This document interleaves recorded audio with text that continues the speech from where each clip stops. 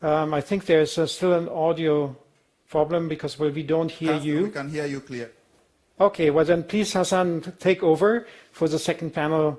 Thank you very much. Welcome to the joint session on automotives.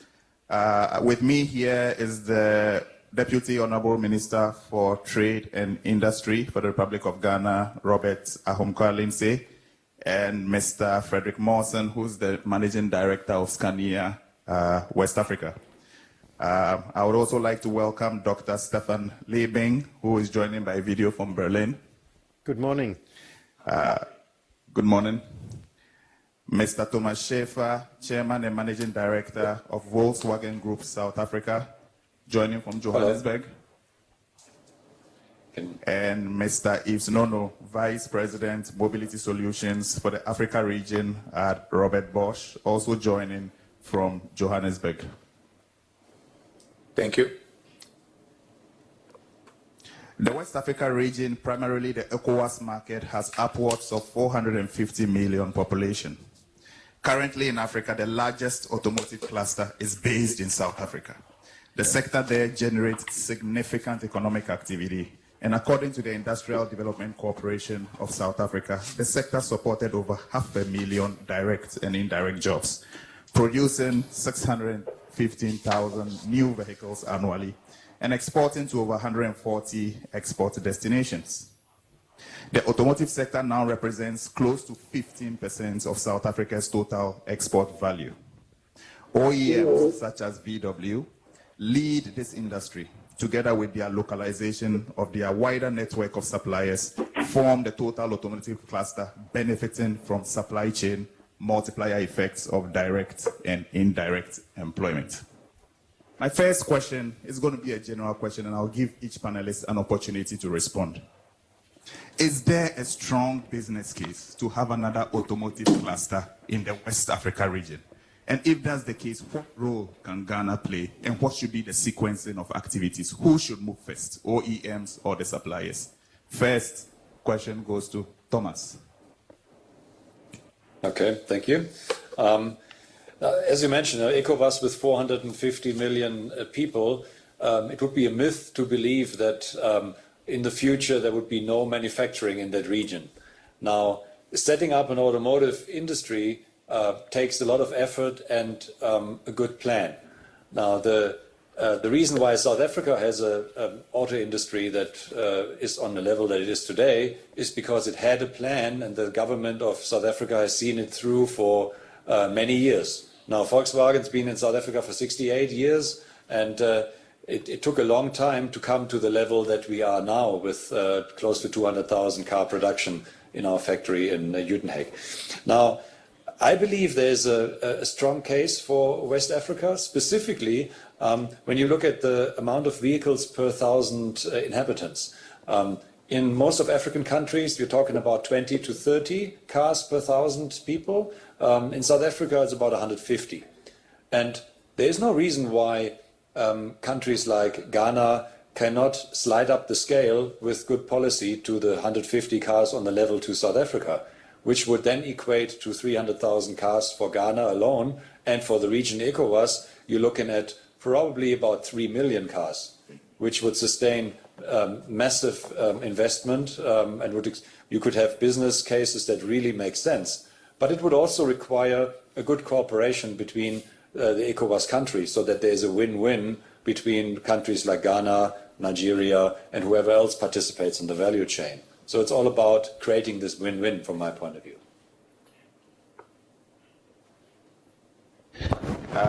I think I would like to turn the same question to Frederick. Thank you, Hassan. So I might see things from a more heavy vehicle industry point of view than passenger cars, since I work for Scania. Well, first of all, I would like to say, to make a business case, you have to see the obstacles which are there. So without being negative, I think you have to list them and see what you could do about them. And if you look at the Ghanaian market for cars, that might be commercial vehicles or passenger cars, it's very small in relation to South Africa, as we heard. I made a rough calculation compared to Germany. It would be the penetration of cars is about 1/10 of that in Germany. If you have 2-3 persons per car, you have 1/10 of that here. So that limits the total market. But with economical development and growth, that is likely to change, but it doesn't happen overnight, of course. Secondly, a lot part of the vehicles imported to Ghana and other countries in the region for that sake is second-hand vehicles. Typically, 1 out of 10 vehicle is a new vehicle. So 9 out of 10 is accordingly used vehicle. And that is something that could be regulated and controlled so that Ghana and for that sake other countries in Africa do not become dump markets or dumping markets for non-traffic worthy, environmental unfriendly cars from the rest of the world. I think that this would be a wise policy. If we go on, the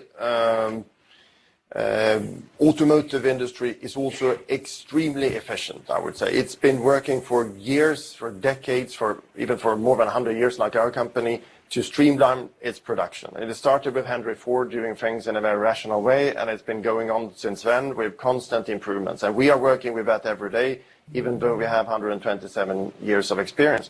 So it's very difficult to start an automotive industry from zero. And you need to factor that in somehow, and otherwise the products at the end will be more expensive. And I don't think anyone wants the consumer to pay more for a car in Ghana than elsewhere. But it is very important to look at that aspect. And when I say that the industry needs to be productive, it's not only to have skilled and well-trained workers, which I think could be achieved here, but it's also to be close to sub-suppliers and close to the market. The final assembly part, and I'm speaking more from a truck perspective, which I know better, is also a relatively small part of the total value chain. To assemble a truck is about 3% of its value. So it's one of the opportunities that might be there to have a final vehicle assembly for trucks or for buses for that sake. But the biggest added value lies in the component manufacturing and other parts, and also in, as I said before, in the lifetime of a vehicle later on.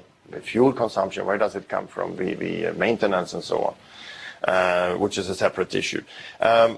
Sub-suppliers today in Ghana are on a very low level.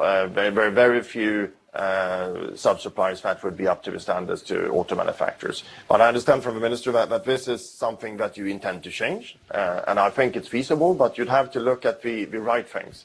And typically, I would look at things which has a high content of labor and a high value added. The regional competition is also there. Other countries are giving incentives to attract vehicle assemblers. So Nigeria is maybe the most flagrant example. They have high duty preferences for components and assembly kits compared to complete vehicles in the order of 35% today. This helps, of course, the local industry to be established. So looking at the obstacles, what would be the way forward? Well, I would say that has been mentioned before, regional integration, access to a bigger market, and removal of trade barriers to achieve that. That's the number one thing. Only Ghana is not big enough for any company without very strong incentives. But with a regional perspective, it becomes much more interesting. Number two, it's to develop a market to go from used vehicles to new vehicles through financing schemes, awareness campaigns, regulation of imports, and so on and so forth. But last and foremost, incentives are needed. I think all auto manufacturers who does a business case would come to the same conclusion, and it is really important to build up industry to get incentives. But and this is a political decision, so it's not so it's not for me to decide. But we have the pleasure of having the honourable minister here. So, if you would like to create a good business case for an auto industry in Ghana, I would advise to give duty incentives, duty rebates on components and kits which are coming here. The industry is not more complicated than it will act on the benefit that it finds from doing things here. We all act in the same way. We're quite predictable in every business, you know. Okay. Thank you, Frederick. I'm going to bring the Honorable Minister in a minute. But before I do that, let's go to Berlin. Stefan, is there a business case for having another automotive cluster here in West Africa? Good morning from Berlin. I would say, who would I be to teach my colleagues who are from the industry and who gave a clear yes? I think Thomas Schäfer is a fellow director on the board of Africa Verein, so he's the sector expert, and I fully subscribe to what he's saying. Let me look at this from a slightly different perspective. When it comes to Africa as an investment destination, what we usually do is to try and develop a story for each of the countries, to identify what are the main, what is the story of Germany going somewhere, what are the main sectors, what is the projects that require fast track and special political attention by our friends in Africa. And to be honest, I've been visiting Ghana a number of times. Last time I was there with Chancellor Merkel. And I believe in many cases where German industry can contribute, Ghana is well ahead. Speaking about renewable energy, the last Minister of Energy I saw, he told me he's got 4 times as many PPAs on his desk than the grid can absorb. So many of the sectors are just well developed, so that I believe for the first time ever, one of the key sectors of German industry is now moving into sub-Saharan Africa. One is machinery, the second is automotive. We see a lot of machinery companies in Nigeria because you've got the market there, the production sites, food processing, packaging, whatever. And for Ghana, I believe the story could be Germany is going to do automotive. We have discussed here this morning a book that carries the title Africa is going to be the next Asia. And I believe there's a lot of truth in that. We are going to see a repetition of the success story Germany has had in Asia. And by the end of this century, we expect the same population numbers on the 2 continents, about 5 billion people each, or 4.5 billion people each. So if that is the case, I believe there's a great story to be had in bringing automotive industry to Ghana. But again, as was said before, there's 2 or 3 prerequisites, and one being we need to go full speed with reform, regional integration, and providing the framework in a way that industry can develop now. And I think what Volkswagen is doing makes a lot of sense. They just put a number of countries and regions into competition, and in the end we'll see who is fastest in terms of supporting with the reform required. Thank you, Stefan. I would now like to bring in Yves from Johannesburg. Yes, thank you. I think there is not a lot to add after this comprehensive inputs from the colleagues. What might need to be added is, if we look at the automotive industry, it's a definitively yes also from our side, with the 4 million mentioned by Thomas Schäfer, the potential there. This is one portion of the equation. The second portion of the equation is the political willingness. We do have the willingness in Ghana, which has been reiterated this morning. We do have additional country, one big elephant in the room from Nigeria. Thomas and myself, we have been in Nigeria within the last 2 months, where we met also with the authorities having similar discussion. On top of that, we have the growing middle class. And those growing middle class need to have access to mobility. Therefore, there will be also a demand there. This is not only about the potential. And the question is how do you make it happen? And this is a mix also from the Bosch side, as seen as the policy deployment. This is a mix of the political willingness, of course, but also lifting up the standards. What I mean by lifting up the standards, if you look today, African country in terms of vehicle inspection, we have maybe 3 or 4 which are part of the CETA, which have a proper vehicle inspection program in place. So with the vehicle inspection, you can also tackle issues such as road depth. We can also lift up the standard and also drive the technology into the countries. If you look at testing, right, National Testing Center, this also are those mechanisms you can put in place, and we don't need really the OEM for that. But this needs to be part of this comprehensive I would say, master plan, like South Africa has such one. How do you approach the automotive industry? And for that one, you also don't only need the I will say the political willingness, but you also need to have the right partner on board.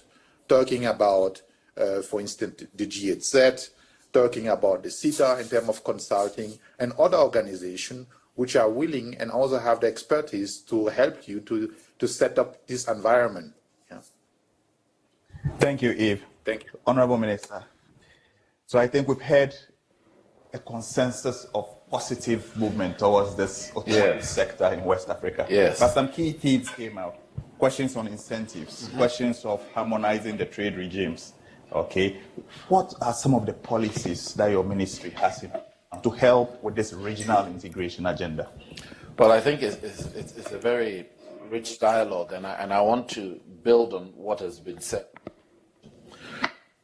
It starts off very clearly. Let's look at the market. I look at Volkswagen, I look at Scania. I used to work for a similar, I won't go into name, larger international corporation that looks at the existing market where you have a very strong base. You look at a new market of 400 odd million people, young people, opportunities for expansion, economic development. Where is your next Asia going to come? That is why we said Africa is the next Asia. So the investment decision is both one based on reality and the economic development we're all talking about in terms of where it is. And the example given about penetration, and Ghana alone being 300,000 vehicles, I think says that very well. And that is the very same base on which we as government are working. We're not working, and I think this is one of the fundamental differences between our president and this administration, is that we make market-based decisions. And so when you tell me about incentives, I have no issues with incentives, but there will be smart incentives. They're going to be time-bound and based on specific deliverables on both sides of the equation. Yes, we know we need incentive to begin the cluster, but as we speak, I've got a battery manufacturing company that's looking at coming in, both electric and others.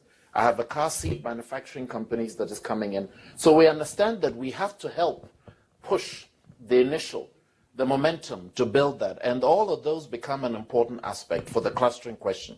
So incentives, we know, understand. We will we'll make sure those incentives meet both the requirements of the entry coming in on board, and understand also that as government, there needs to come a time where the business builds to have a clear strategy. But the strategy is not a one-year strategy, I think I said. This is a medium to long term. We want to be in this sector. And again, I repeat the example of Morocco and Renault. This is a decade. South Africa, I'm told, is 60+ years. It's slightly different. I want to talk also about what technology will also help us do today that perhaps we couldn't do yesterday. Today, it's possible to design a car in Stockholm, one aspect of it, have one aspect manufactured in Berlin, another manufactured in Tokyo, another manufactured in London, and assembled in Brazil. Now, that offers a huge opportunity as Ghana coming into the marketplace, coming into an environment coming into an industry where technology allows you to do certain things. Select which part of the value chain you want to be part of, and then make sure we provide that incentives for that value chain to come in. I go back to one other area which was mentioned, which is about the duty preferences and machinery manufacturing. Duty and regional integration is a core. We recently signed the Continental Free Trade Agreement, and as you know, Ghana and Kenya are one of the two countries that ratified it, double quick time. In fact, we're looking to hope that we can house or be the host of the Continental Free Trade Office in Ghana here. But Ghana has always and will always believe in the value of regional integration, regional trade, and encouraging the need for us to trade with each other. That also links back to the machinery, because I think has been very clearly stated, this is a value chain approach. You can't just wake up one day and say, I'm going to just manufacture cars. It doesn't work that simple. We understand that. And so it has to be a value chain approach, both analysis and in our discussions that we've had, for instance, with both our colleagues and the development partners, both the Germans, the Swiss, the British. And in fact, we're doing a value chain analysis of the automobile industry supported by DFID It is about the value chain analysis and how we engage in that. I want to come back to standards. We mentioned a little earlier, but again, critical. Listen, we have too many car accidents. We know a lot of our vehicles on our roads, frankly, probably shouldn't be there. We understand that. And so it's a little bit of a chicken and egg situation. I also remember the first time I ever bought a car fully with cash is when I came back home. I'd never bought a car fully with cash before. Normally you take a credit facility, either provided by the manufacturer or by finance. That is why we have to fix the fact that you can't have a lending rate of 35%, because that just doesn't work. You have to manage your exchange rate. So this is all part of it. And we know that in order for the automobile industry to grow, credit has to be provided. In order for us to reduce, nobody wants, if they have a chance, to buy a second-hand car versus a new car. But sometimes you just don't have a choice because the entry point is just too expensive. So I think this all becomes a critical element. All the work we're currently doing to sensitizing and basically reforming the financial services sector is to bring down the cost of borrowing, because we know if we don't do that, all the impactful events, all the consequential events will not happen. So that becomes a key area. There's one area I want to. Also, there's another aspect, which I think is sometimes we always forget, but government is also leading with its mouth, if I can put it that way, putting its money where its mouth is. We've made a commitment as a government that 70% of all taxpayers' money that we use will be spent on made in Ghana products. So Ghana is making a decision that says that there's no point us going there and telling the rest of the world or telling Ghanaians to support it. We will support with our taxpayers' dollars, made in Ghana projects. I want to talk, if I can, a little bit on the reform aspect in terms of where we are. The reality is, as we look at today, and if you look at any of the analysis, and this morning our Minister of Finance laid out a very clear structure of where we've come on 20-odd months. We've got a predominantly young population. The needs and wishes are no different from those in Berlin, Joburg, Turkey, looking at different parts of the world. Young people want the same thing every young people want to run the world. The question is affordability, and the economic situation allows them to do that. And I think this is where we're having that dialogue. This is where the presidential clear strategy of a Ghana Beyond Aid talks about Ghanaians wanting to join that population. And that population comes with certain aspects and things that we government have to do.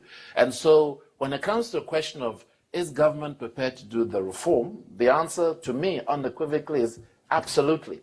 In fact, not only are we prepared to do the reform, we will sit down and sign a basis where we say, if we do X, you do Y, so that we have a very clear analysis. I want to give an example. When we first came into government, an example was given where taxes had been put on tickets for domestic travel. Right now, as we sit here, we have one airline operating currently. The second one is just started.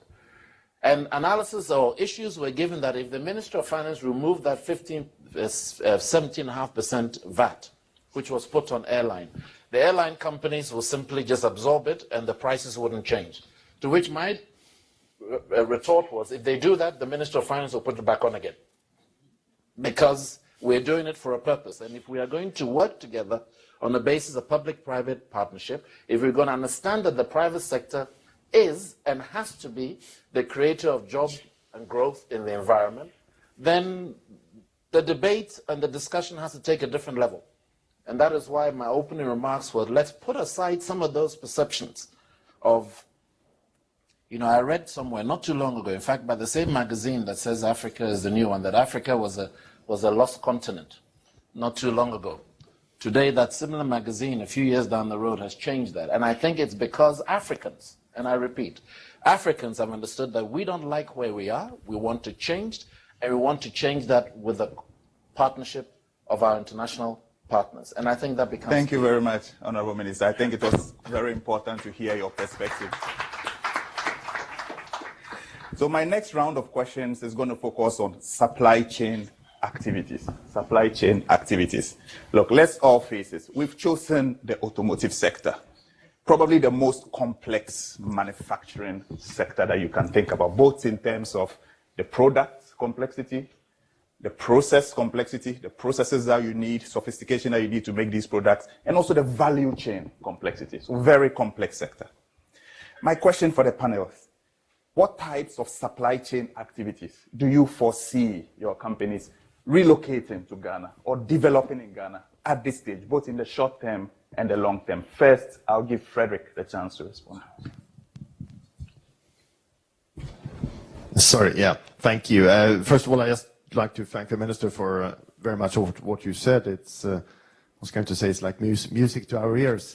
And it's good that you understand the challenges which are there, and financing is only one of them, and it's very important. And the teenager who would like to buy a car, of course, is good if he gets a low interest rate, but the transport company who's living from his investments, or if the factory owner is living from his investments, if he's spending too much on transport because interest rates are too high for his investments, it's even worse, I think. So coming back to the supply chain, I think we should widen the scope. Automotive is not only the vehicle itself, it's part of the system. It starts, as I think I said before in the previous session, with the manufacturing of the components and the assembly of the vehicle. But then during the lifetime, which is over a decade after it's been manufactured and delivered, you need to maintain it, you need to service it. And if I would take one of our trucks, typical, the value of the after-sales activities that you put in to make it run for its entire lifetime has the same value as the truck from the beginning.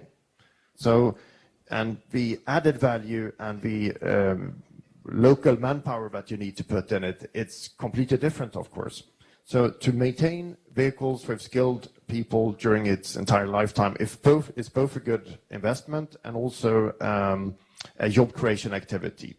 The other thing, which is actually the biggest input in the vehicle, is the fuel. Today we're still running very much on combustion engines. The future might hold other solutions. It might come, it will come, it's already there.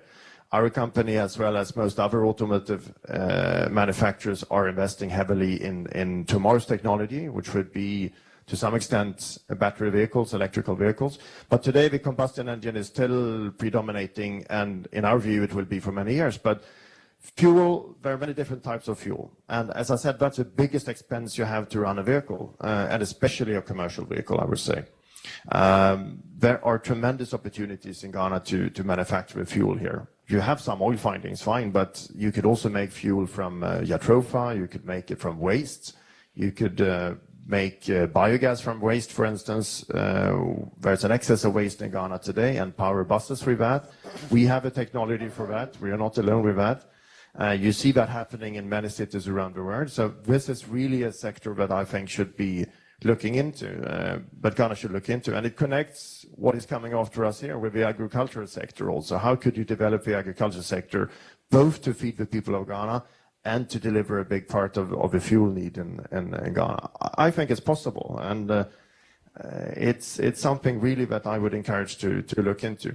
When it comes to the vehicle manufacturing itself, again, from a truck perspective, from a bus perspective, what a company like Scania do, like Mercedes, MAN, or any other company for that sake also, is the chassis.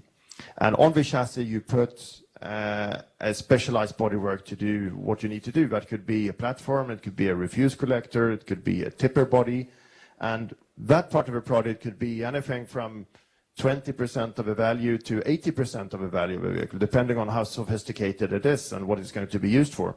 But these equipments are made in smaller series. These equipment includes more labor to manufacture, so it will create more jobs. The added value is quite high. Mm-hmm. So that's where I would start. We already tested actually in Ghana. We made tipper bodies here in Ghana together with a company we worked together with. We also made bus bodies together with Neoplan. The factory still exists, and we've done 2 prototypes. So it's possible, and it creates quite a lot of inputs in Ghana. So that's...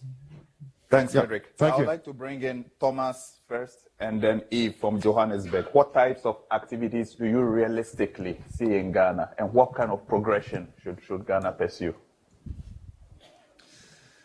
In the passenger car and light commercial vehicle space, everything is about volume.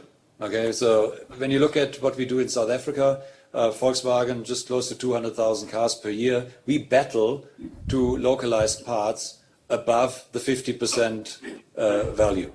So we even working on it for many years and with a strong supplier base, so you battle with that kind of volume. You need more volume. You need to, as an industry, at least look at 1.5 million, 2 million cars production to have sustainable suppliers for the future.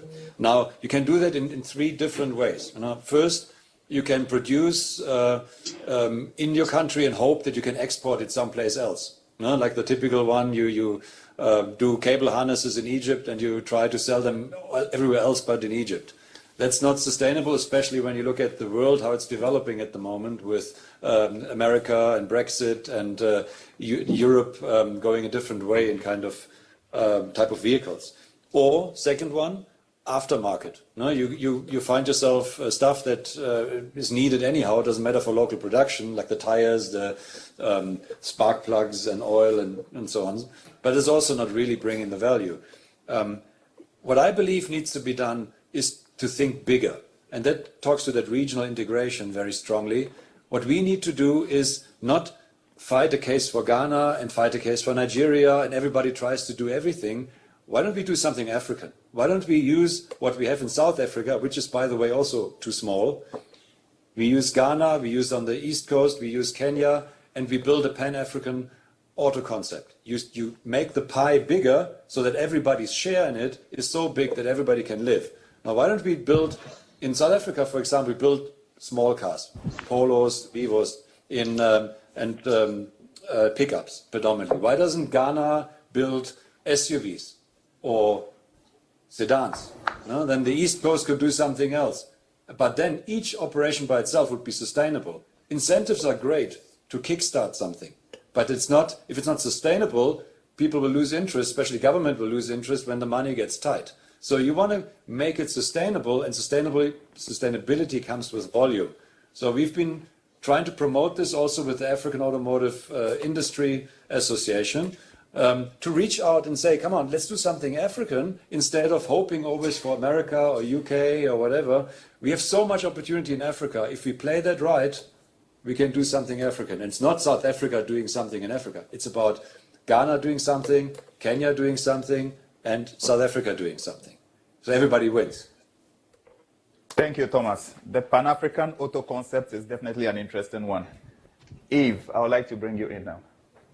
Thank you, Hassan. I think I would like to start that we can acknowledging and maybe enforcing what the approach from Thomas, which is really the approach we have decided to embrace in the Automotive Association, African Automotive Association Industry in the AAAM.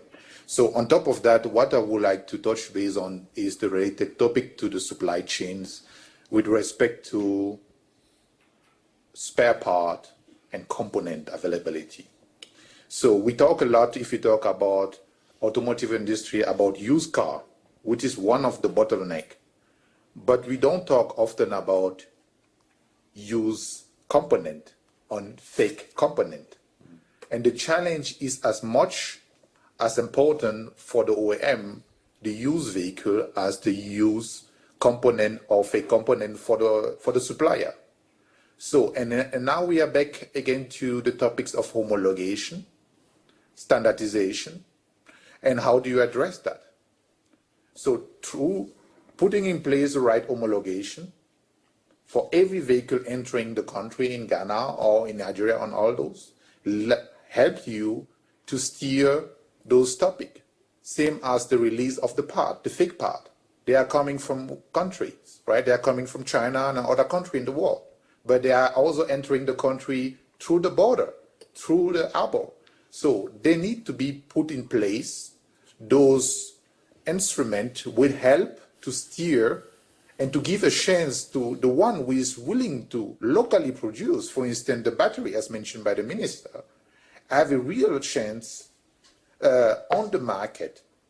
So, and this can be also take one step further. This means once I have a certain supplier producing locally, I need also to provide them the environment. This means incentive, not only for them, but also for the OEM, which are willing to purchase those batteries locally. That makes sense for them at the end of the day, because it's a business decision. So I think that this is really one keystone that need to be looked into if you talk about supply chain development, this means how do we put the instrument in place to regulate, to approach this topic of used part. I mean, I have been in Ghana, in Accra on the market, and you will see people, they are not able to, because they are not able to realize what's the difference between an original one and a fake part, they decide to go for the used part, right? So, and this is not something we can further entertain, yeah?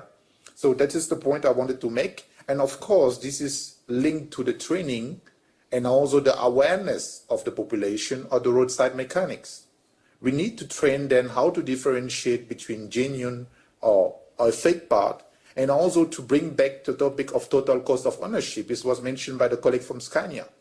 If I do purchase a used car and I spend over the rest of the life car more money in service, in fuel than the purchase, and if I purchase a new car, I spend less. At the end of the day, I spend more money. So we need to bring all those, I would say, ingredients together to provide the right training to the roadside mechanic, to the right tooling, but also to regulate the market somehow. Yeah. Thank you. Thanks. I would now like to turn back to Berlin to Stefan. Stefan, we've heard a lot of very interesting points there. How can the German African Business Association help its members in Germany to facilitate this process of transferring more activities into the automotive value chain here in Ghana? Stefan. Thank you, Hassan. That's a real easy one, to be honest. I think there's mainly three areas where we can do something and where we can do more, in fact. First is most of the members of that sector are member in my organization. So I think the first role is to inform them of what's going on in various countries, where to move, where to follow the OEMs. I mean, Thomas Schäfer doesn't need information from us, but a lot of the suppliers is what we call Mittelstand. Mittelstand, we've heard this morning, is very conservative, sometimes very conservative, family-owned businesses, world market leaders in a special niche, but they wouldn't necessarily look to Africa by themselves and not necessarily have all the African countries on their radar screen. So pointing them to opportunities that they might otherwise be missing and always be up to date on developments, I think, is one thing that classically a business association would do. Second is we need to work with our friends in Africa and with African governments on behalf of our members in making sure we have the necessary reform in place at a speed that makes sense to potential investors so that they don't lose interest, because I think that's something we have in common. We want this to happen, and we want it to happen very soon. We work, the ambassador here is there, Excellency. We work with governments all over the place, and now that I more and more understand about the Pan-African automotive industry concept, you need a Pan-African industry association to work with all of these governments in parallel. And the third thing is not to be underestimated. I mentioned it's going to be Mittelstand that will follow the big OEMs. While the OEMs can afford going and taking certain risk, Mittelstand, family-owned, specialized businesses are not necessarily going to do that. They will be looking for export credit cover, they will be looking for investment guarantees, for all sort of financing instruments and making sure they don't lose money if something goes wrong.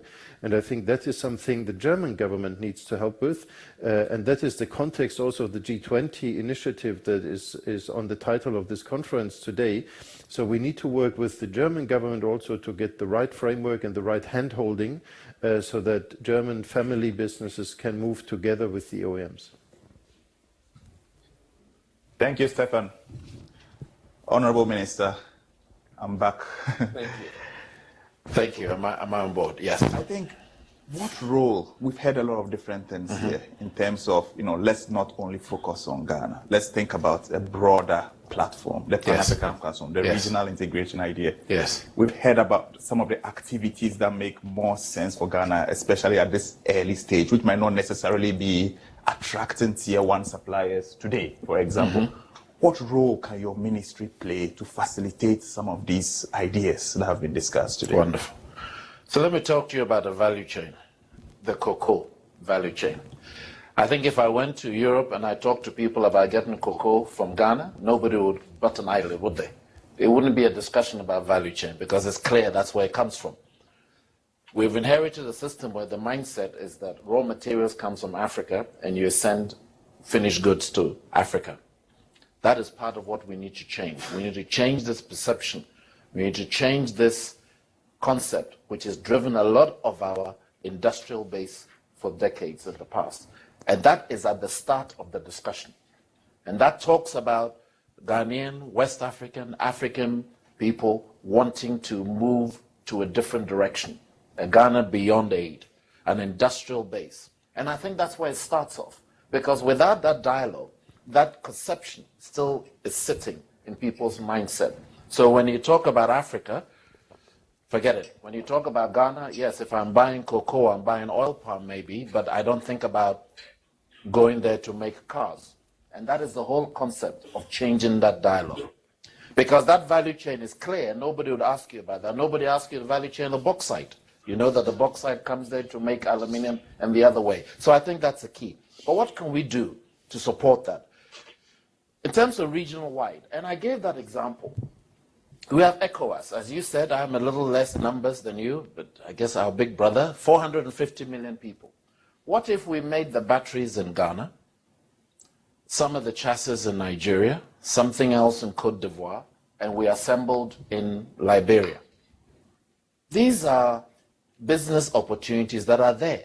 So before even I think about Kenya, I think about the 450 million, and maybe develop that, and that can be part of the plan because the economic community is there. It links in very clearly then to the fake composite. Our Standards Authority recently, with the support of GUTA, tested a whole series of second-hand products, and the vast majority of them failed. Now, of course, nobody wants that, but we need to manufacture it. We need to have a source that we are clear, and that is why we want the manufacture of machine parts and equipment here, so that if we put policy in place to stop that, we have an alternative. If we cut off the tap and there's no alternative, our vehicles cannot come to a standstill. We don't want to do that. I want to also talk about the reform at the speed, so not lose interest. I think the point made earlier. Absolutely. I think you will find us extremely proactive and extremely key.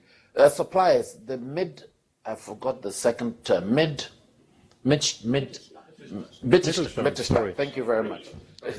That's okay. You know, we know that is absolutely crucial because you have a well-established value chain, you know them, you've worked with them, and part of our strategy is to sit with them and change that mindset. Look for opportunities for partnership with Ghanaian businesses. We talked recently, George from Swami came a little earlier to talk about what can be done. We talked German government. I have had a number of discussions for His Excellency here about the export guarantee system coming through so that we reduce the barrier for taking that step. Government Ghana has to do its part, the German government, because if we don't do that, then the fear factor will come through. Let us do it for 4 or 5. Let's show successes. Both governments can sit back and the private sector will just get on with it. They will not need us to do anything. Frankly, they'll tell us to get out of the way so they can just continue building their businesses. But at the beginning, this is where we must be the most proactive. So that group is key. And I know our ambassador there will be talking to them. Yofi, I know, we're talking to them. We talk to them. And we would ask Volkswagen and Scania, give us a list. We'll be very happy to go talk to all of them so that we can look at how we can partner, offer opportunities. So if you've got somebody engaged in that. As I'm trying to think areas that questions were asked that I need to. You talk about fuel. This is a key area. Should we be looking at, I know my good friend Supri is there. I've talked to him. Should we even be talking about fossil fuel? Should we go straight to electric? Should technology not allow us to take a leap? Why replicate something why start something we know is dying?